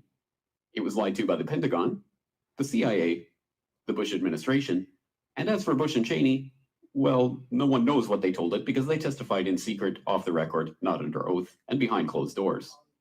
It didn't bother to look at who funded the attacks because that question is ultimately of little practical significance. Still, the 9/11 Commission did brilliantly answering all of the questions the public had, except most of the victims' family members' questions, and pinned blame on all the people responsible, although no one so much as lost their job, determining the attacks were Failure of imagination. because Obey our government at least, and I don't think the prior government could envision flying airplanes into buildings. except the Pentagon, FEMA, NORAD, and the NRO. The DIA destroyed 2.5 terabytes of data on Able Danger, but that's okay because it probably wasn't important. The SEC destroyed their records on the investigation into the insider trading before the attacks, but that's okay because destroying the records of the largest investigation in SEC history is just part of routine record keeping. NIST has classified the data that they used for their model of WTC7's collapse, but that's okay because knowing how they made their model of the collapse would jeopardize public safety. The FBI has argued that all material related to their investigation of 9/11 should be kept secret from the public, but that's okay because the FBI probably has nothing to hide. This man never existed, nor is anything he had to say worthy of your attention, and if you say otherwise, you are a paranoid conspiracy theorist and deserve to be shunned by all of humanity. Likewise him, and her, and her, and her, and him. Osama bin Laden lived in a cave fortress in the hills of Afghanistan, but somehow got away. Then he was hiding out in Tora Bora, but somehow got away. Then he lived in Abbottabad for years, taunting the most comprehensive intelligence dragnet employing the most sophisticated technology in the history of the world for a decade, releasing video after video with complete impunity and getting younger and younger as he did so, before finally being found in a daring SEAL team raid which wasn't recorded on video, in which he didn't resist or use his wife as a human shield, and in which these crack special forces operatives panicked and killed this unarmed man, supposedly the best source of intelligence about those dastardly terrorists on the entire planet. Then they dumped his body in the ocean before telling anyone about it. Then a couple dozen of that team's members died in a helicopter crash in Afghanistan. This is the story of 9/11, brought to you by the media which told you the hard truths about His head could be seen to move violently forward. and They took the babies out of incubators. and Mobile production facilities. and The rescue of Jessica Lynch. if you have any questions about this story, you are a batshit paranoid tinfoil dog abusing baby hater and will be reviled by everyone. If you love your country and or freedom, happiness, rainbows, rock and roll, puppy dogs, apple pie, and your grandma, you will never ever express doubts about any part of this story to anyone. Ever. This has been a public service announcement by the Friends of the FBI, CIA, NSA, DIA, SEC, MSM, White House, NIST, and the 9/11 Commission. Because ignorance is strength. That's the Colbert report. Colbert, that's Yeah, Colbert. So is that, are you saying Colbert made this? Yeah, James Colbert, he has a YouTube channel. I think Oh, it's called- not the television no, guy. No, not the late night show. Oh, okay, It- okay. It's a Colbert, CORBETT. I was wondering. Yeah, I Okay. know, it sounds. Okay, Yeah.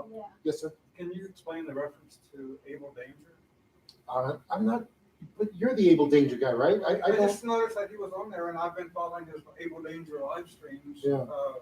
because I don't know too much about Able Danger. I thought you were telling me stuff. Oh, well, I was. I just, but then you showed this video. Oh, I You showed didn't a picture of him. Oh, okay. He's announced in this video. Oh, okay. Well, So I- it's really clear. I don't know too much about Able Danger. If you guys know about it, you can educate us. But Did you see? yes, sir. The Patriot Act was literally hours after this happened. Yeah. Right. Almost like they had it They ready did have it. ahead of time. They did have it. Yeah. I'm actually a Yeah. targeted individual and I'm terrorized every day by a satanic cult. One of the leading private contractors in the FBI was one that put me on the list. Maybe it's the terrorists or maybe terrorist watches or whatever. But yeah, I'm terrorized every day. BTK, you guys don't know what I'm talking about. Yeah. That's most of us know. Yeah. So, Well- you guys need to educate yourselves and yeah, the government, some really good shadow government, big call all over. Now, speaking of educating people, in this in the 911 report, there's actually something included in there called the Phoenix Memo, where an FBI agent accurately predicted everything that was going to happen on 9/11. He wrote a large communication to FBI headquarters that was thrown in the trash can and ignored. That basically said, "Hey guys, a bunch of Arab terrorists are going to grab a bunch of planes and fly them into landmarks." He said landmarks. and he says, and we need to be prepared for this, and here's what we can do to prevent it. And he gave a whole bunch of ways to prevent it. Well, it's heavily redacted, but it's in the 911 report, and you can actually look it up. You can Google material, the Phoenix memo, and he completely predicted it, and the government could have prevented 911 from happening. Well, and there was a CIA lady that also came out and they put her in jail. Yeah. Sybil Edmonds? Blonde. She came out and was saying that they had gotten all kinds of information and they ignored it and then they locked her up. Wow. Is she still alive? Yeah, she did get out. She's alive now. Yeah, she got out after serving, but they didn't give her due process. They didn't give her a lawyer. Wow. Yeah. Yes, sir? Do you believe most of that was set up in the 80s when they had the explosion in the basement? I believe that was testing for it. That happened in 1993. I actually worked on that case. And we had 4 terrorists that actually mixed the bomb. And the terrorists are real. They are real. The terrorists mixed the bomb and then tried to blow out the supports on the World Trade Center in 1993. But the way it dropped, you could tell it was an implosion. Right. Oh, yeah. Absolutely. Absolutely. Hey, if you want to see any of the provable truth on 911, all you got to do is look up architects and engineers for 911 truth. They are the guys who have everything. They've got everything showing what really happened. Architects and engineers for 911 truth. They are the ones. And Judy Woods is pretty good too. Yeah. Yeah. And the last thing I want to tell you about this is that I recently had somebody show me some clips that have actually convinced me that it's very possible that the planes, and I should be showing video of it, but the planes could actually have been hologram technology. Yeah, it was hologram. Hologram technology. They were. And you guys know who the person is who has convinced me of this. Yeah, what's his name? It was Donald J. Trump. Because there are clips of him in interviews saying, guys, the skyscrapers were done with like a new type of technology that we were trying out, because he constructs buildings, he makes buildings for a living, he knows. And he says the Twin Towers is one of the first skyscrapers that was made with the outside steel cage. Instead of all the steel being in the supports on the insides, it was around the windows and the outer frame. It was all the steel beams were surrounding the skyscraper. Yeah, it's an outer skeleton, like an exoskeleton. So he said, and there's clips of him saying, I just don't see how those planes could have just gone right through the buildings without leaving something on the outside or something. It does, because of the steel cage that was surrounding the skyscrapers. So he said, go look at that. And it's very unlikely the way that it happened, how these planes just sliced through them like butter all the way through. It's almost impossible that it happened that way. And that's what has made me think that, yeah, I think it may have been holograms. Yeah, exactly. That type of technology. Now, these days, we're talking about the globalist terror. How do we tell? Who are the traitors who have accepted the globalist coin and who are working for them? They're not working for us. They're obviously working for them. Unfortunately, in the old days, it was a lot easier to tell who was working for the globalists. A bribe of the flesh, gentlemen, while a husband promotes anarchy and war.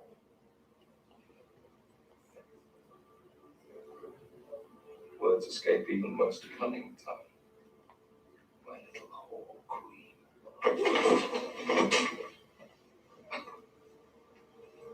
What queen-like behavior. Remove her from this chamber before she infects us further with her inglorious and shabby self.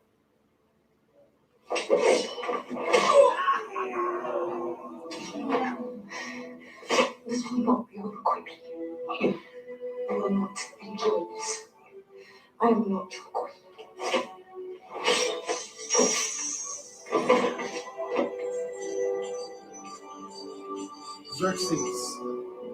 Xerxes' head on the coin.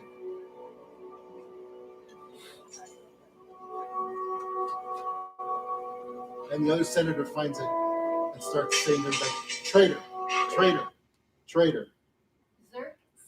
Xerxes, he was the dominant, the world power at this time, the Persian Empire, and he was the dominant power of the earth at that time.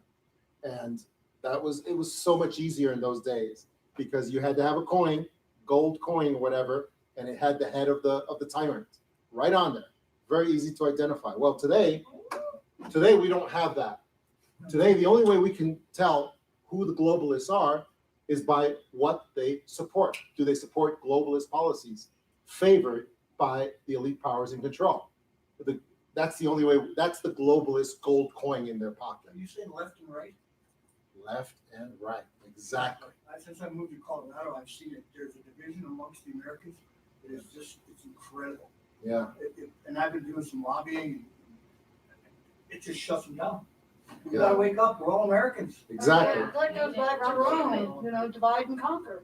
Well, that's a whole nother level, but I'm just talking about us. Right. People who live in our country and down the street and around the corner. Right.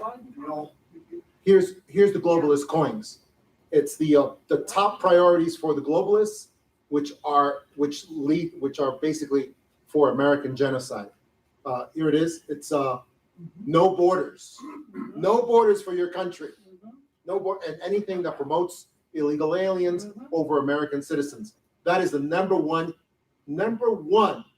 priority of the globalists these days. And it doesn't matter, Democrat, Republican, the conservative, Tory, or Labor, it doesn't matter. The political parties don't matter because these guys have both. They have every political party working for them always. Another one is gun control. Any restrictions on your right to defend yourself. That's one of the top 3 globalist priorities. That is the globalist coin in their pocket. Censorship. Yeah, censorship is another big one. Yep. That's a huge one because that is a pure fascist globalist ideology that goes back to every fascist empire ever used by the globalists. Shut them down. Shut them down, exactly. Or anything that promotes genocide of American citizens. There's a lot of things that promote genocide of American citizens. And that's the globalist coin that you can identify these politician traitors by.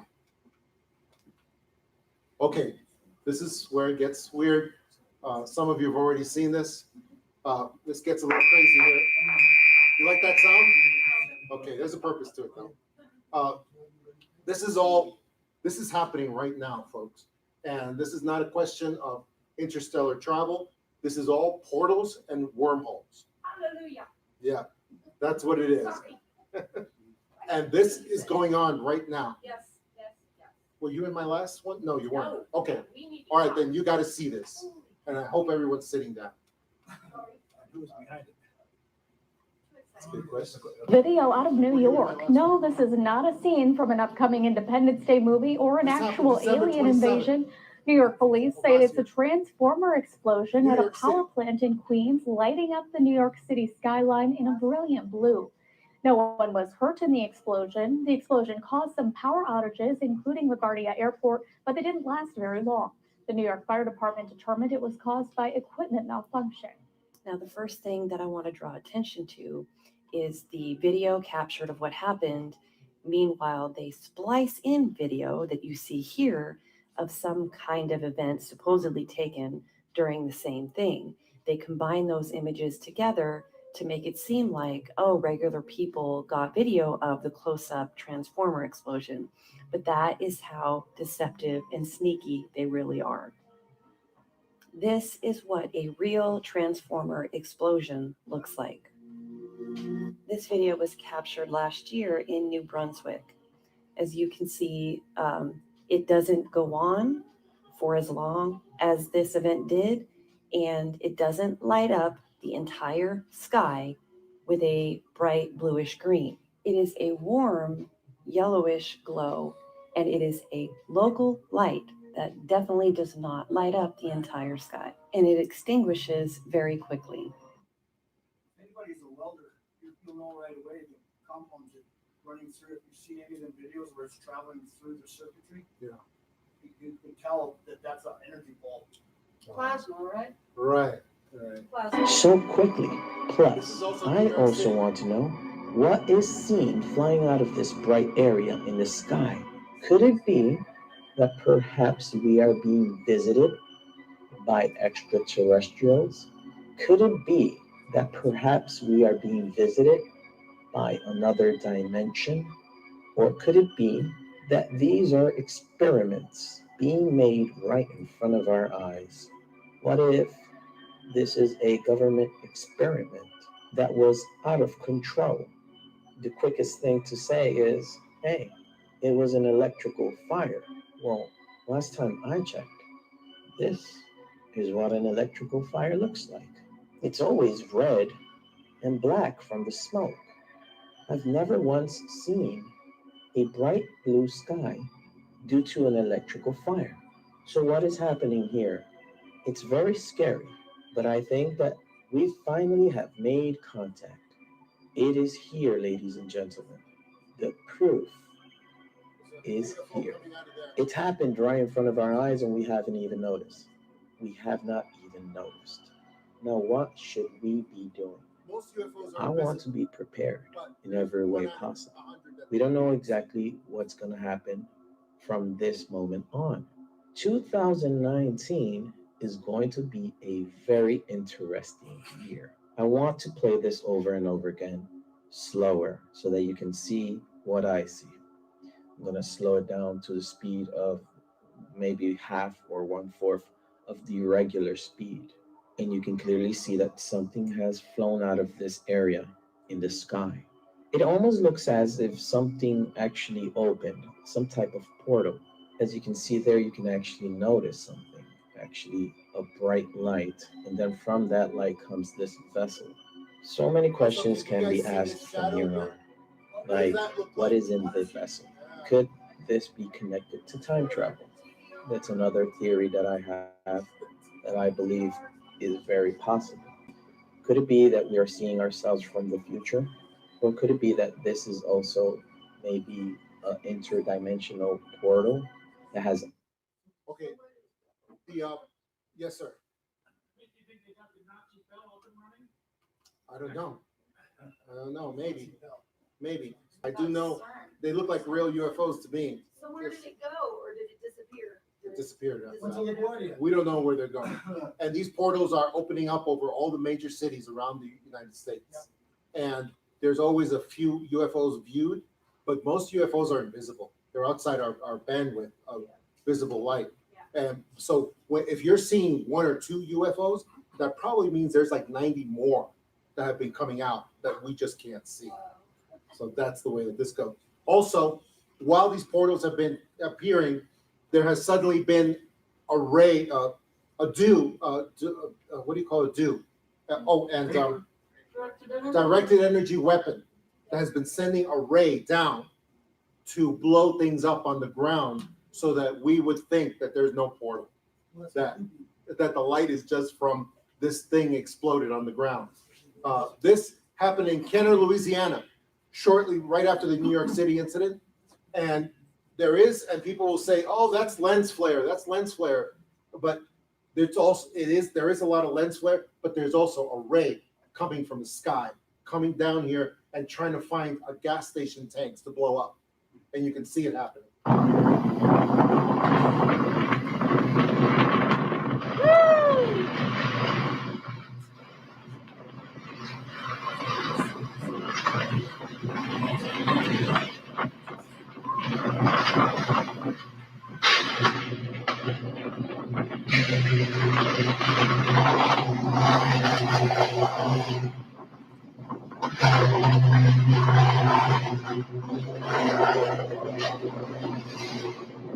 Found transformers.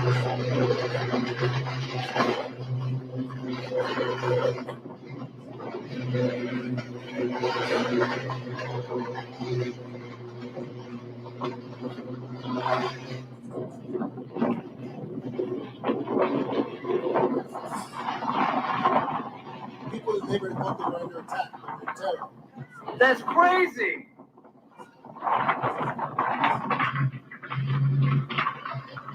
And then the news comes out next morning and says, nothing happened last night. Don't worry about it.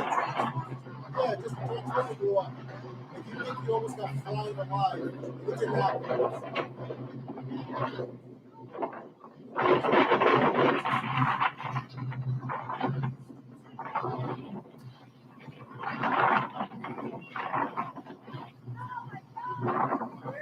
You hear the lady screaming, oh my God, this is Canada, Louisiana.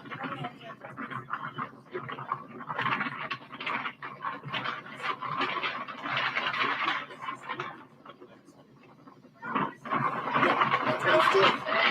That's what it's doing. Yes, young lady at the back? Paradise? Yeah. Of the fires. Yeah. They were started, there's people saying they were started by direct energy. No, yes, directed energy weapons were used in Paradise. Yes, I do believe that. Yes. Can you just go back 1 second so I can get the last word? Victoris Libertas. Thank you. And now the same thing happened in Venezuela in September. New York City, India in January. Sao Paulo, Brazil, again January. Mexico City, Mexico in January. And Crossville, Tennessee, and South Sweden. And there's been others since then. Sigue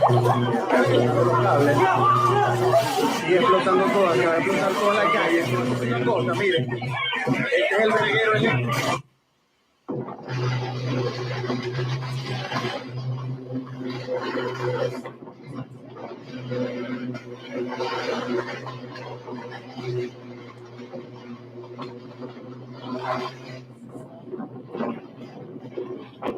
Local news was showing this. Local news, CBS, and telling people, don't worry, nothing's happening. Overnight, the New York City sky lit up in a supernatural shade of blue. Oh my God. What is that? That looks gnarly. Look at the sky. Well, that doesn't look good.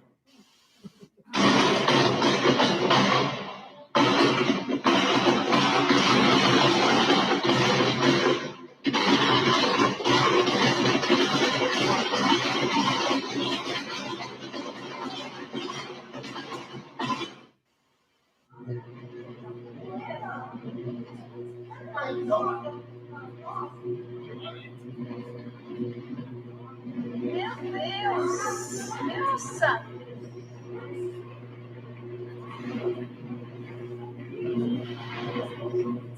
Caramba!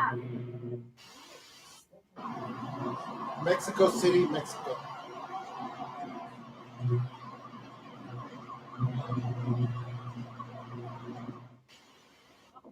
It's happening. The end is near.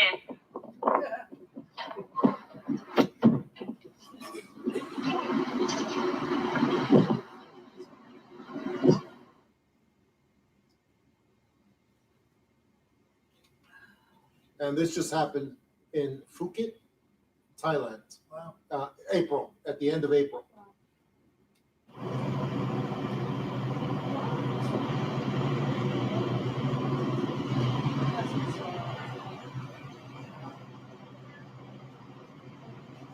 It's not a volcano. It's all red, orange.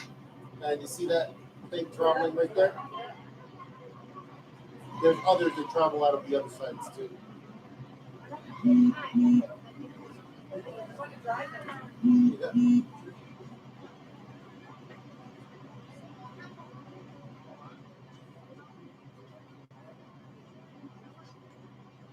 And this is going off like lightning, but there's no sound, there's no thunder.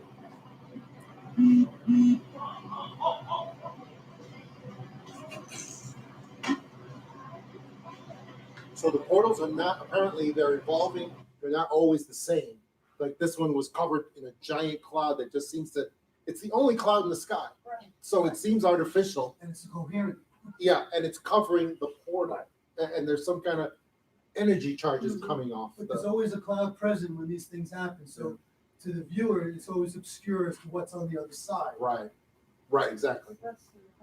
Cloaking technology. So this is continuing to happen. And people are still sending me these from all over the world. The portals are going on, and I've been giving people predictions whatever city you're from, there's going to be a portal there soon. And I believe that. I believe that. Any major city. Do you believe that somebody on our planet is causing it? Like No, I believe that or- these are extraterrestrials, Okay. these are extra dimensionals that are coming in from another reality. They are opening portals to come here, and they are trying to capture our interest right now. Is it a CERN thing? I don't think it has anything to do with CERN, but I think this is a separate phenomena, and I think they're trying to capture our interest, trying to get our attention, and the elite powers in control who are sending down those rays are terrified of us having direct contact with them, and that's why they're doing that. If it's a new weapon that comes down after the portal manifests, Yeah, it is. short time period. Yeah, usually the portal is up for like 20 minutes, half an hour, and then suddenly the dews start coming down, blowing things up on the ground. Where are the I'm sorry. I'm sorry. The what? The dews, where are they? Satellite-based platforms that have been put out in space for quite a while now that are owned not by us, but they're owned by the global powers. They're not owned by us. It's like James Bond supervillain stuff, except it's real, and it's killing us. It's killing us like it did in California. Yes, sir. Just to kind of comment what you just said, one of the reasons I tend to believe in this sort of stuff is happening because they actually made a law back in the 70s, I think, that it's illegal to come in contact with extraterrestrials or to harbor any of their technology or materials. Wow. I mean, that's Is that still in effect? I'm sorry? Is that law still in effect? Yeah. Where is it? It was passed by Congress back in the 70s. Oh, for And the, I thought, well, if the government didn't believe that this stuff, if the government believed this is all malarkey, then why would they pass a law? well, because they're working on their Project Bluebeam Oh, yes, of course. to brainwash the public. And I wanted to finish on this, guys. Whistleblowers, because of everything that we've been talking about, they're still important. They are very important, and we should always examine their information. You got to map the person, cuss the information, and this is note-taking stuff here. But map goes to motives, access, persona, cussing the information, credibility, unbelievability, source, and survey. I'll be back at my my desk in the atrium. If anybody wants to get this presentation on PDF, just come by there and give me your email, and we'll send you the presentation on PDF. You won't get the videos, but at least you'll get these types of notes as well. I see some of you taking pictures. That's a good thing. You got it? Okay. So I want to leave on this, the importance of whistleblowers, and the reason that we know how important whistleblowers are is because of this clip that was put together, which is the best examination of the Tic Tac incident with U.S. Air Force pilot David Fravor. And I want to show that now. Darn it. Warning, the following content may not be suitable for all viewers. Viewer discretion is advised.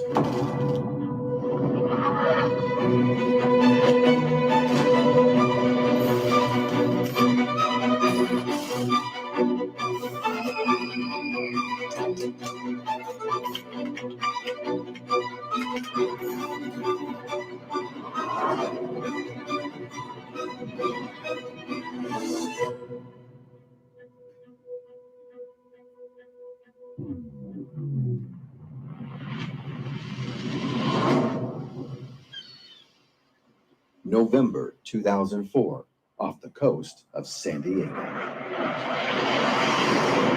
A training exercise has begun.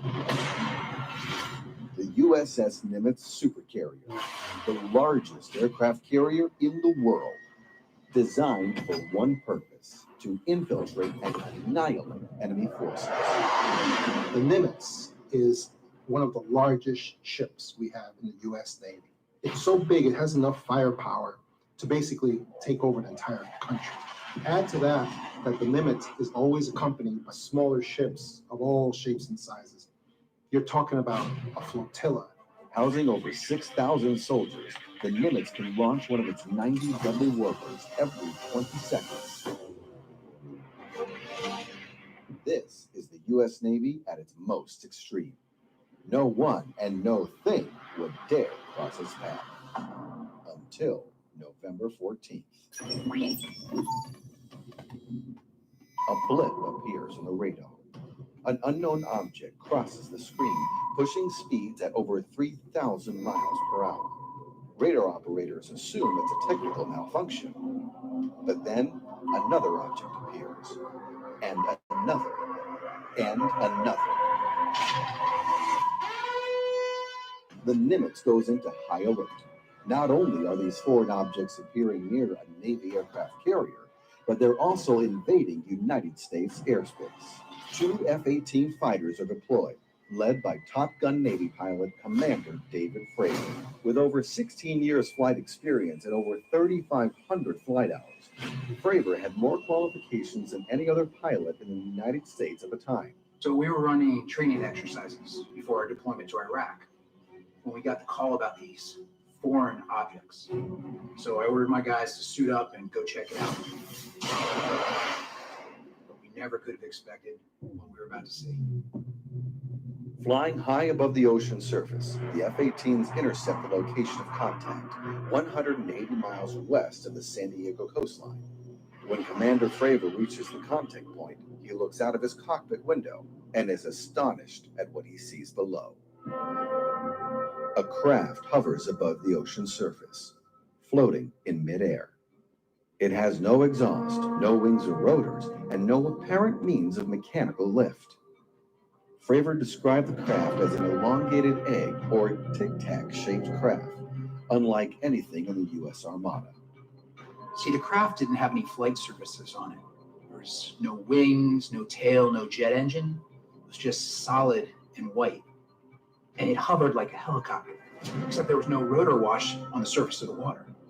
And if the presence of the craft wasn't strange enough, what happens next defies all known physical laws. The craft began moving at instantaneous speeds, starting and stopping without any acceleration or deceleration. Commander Fravor said it looked like a ping pong ball scanning across the water, and that the G-forces of such maneuvers should have been enough to destroy the craft itself, or at least instantly kill any human occupants inside. When we're dealing with advanced technology, we're in the realm of the unknown. We don't actually know what it is that's animating the craft. We don't know how it's moving. It's beyond the realm of our physics and our understanding of how physics work. Therefore, when we're thinking about things like G-force, to us, it makes sense that it doesn't make sense. But when we traverse into that unknown territory, we have to start asking more questions about what we think we know. At this point, all I could think about was, I want to get a better look at this thing. Fravor pilots within a half mile of the craft and chases it throughout the sky. And once he locked on, his heat-activated camera picked up this extraordinary footage. There's a whole fleet of them. What's on the ASA? Commander Fravor and his co-pilot converse over their private communication line. We're going against the wind. The wind's 120 knots from the west. Oh, dude. My gosh. The seasoned pilots are completely baffled by the craft's speed, lack of heat exhaust, and impossible maneuverability. Then something amazing happens. The craft begins rotating on its side. It's rotating. The pilots are shocked. It becomes clear to these professional pilots that what they're witnessing is not of this world. My gosh. I've never seen anything move like that. I mean, it had no exhaust. Every aircraft has exhaust. Even drones have contrails that you can see on the FLIR. There was nothing coming out of this to make it move. I've seen every aircraft on Earth.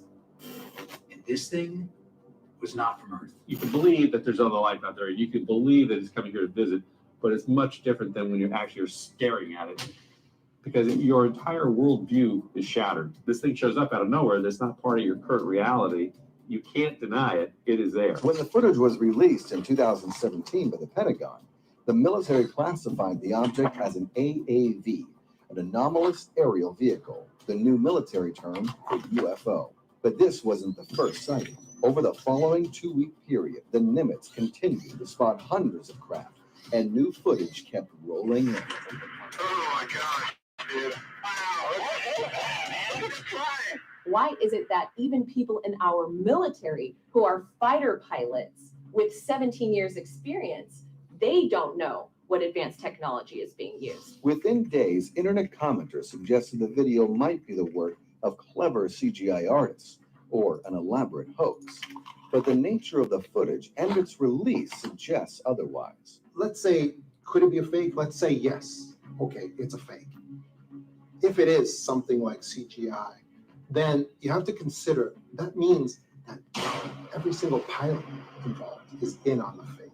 The people on the Nimitz are also in on the fake. People at the Pentagon who authorized this to be released are in on the fake. Either way, this is a monumental story because you're talking about either this is aliens visiting us with tech that we can't imagine, or this is a fake from the government that somehow has some extraordinary agenda going forward to make us believe in alien life. To this day, the Pentagon has no explanation for the event, and the military's executive report assesses that the anomalous aerial vehicle was no known aircraft or air vehicle currently in the inventory of the United States or any foreign nation. This is an extraordinary event, and taken in context with the eyewitness testimony of the pilot flying the jet chasing this thing, and the radar data from the ship itself tracking this thing, you've got not only an image, but radar data, and the pilot giving his personal testimony. You've got three different triangulations that this is something not from Earth. Could the Tic Tac craft be evidence of extraterrestrial contact with our own military? Are the purposes of its occupants peaceful, or are they possibly a threat to national or even global security? Perhaps an explanation can be found from more extraordinary footage captured by everyday civilians recording UFO contact on a commercial airline.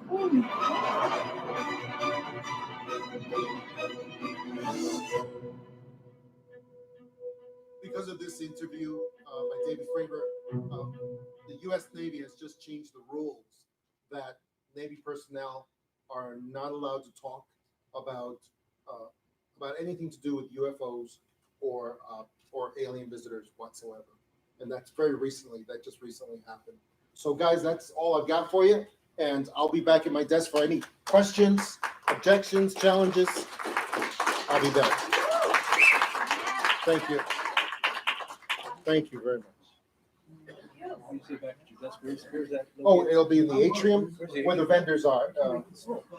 How do I describe that? Oh, I know where it is. Where the registration is, right? Yes, right where the registration is. You're going to be there until what? I'll be there the whole night. Oh, thank you, man. Thank you, sir. That was really good. I enjoyed that. Do you have a website of sorts? Or, Yes, John Tama Books at Gmail. JohnTamaBooks.com. JohnTamaBooks.com. Yeah. Oh, you know what? Oh, shoot. I took it down already.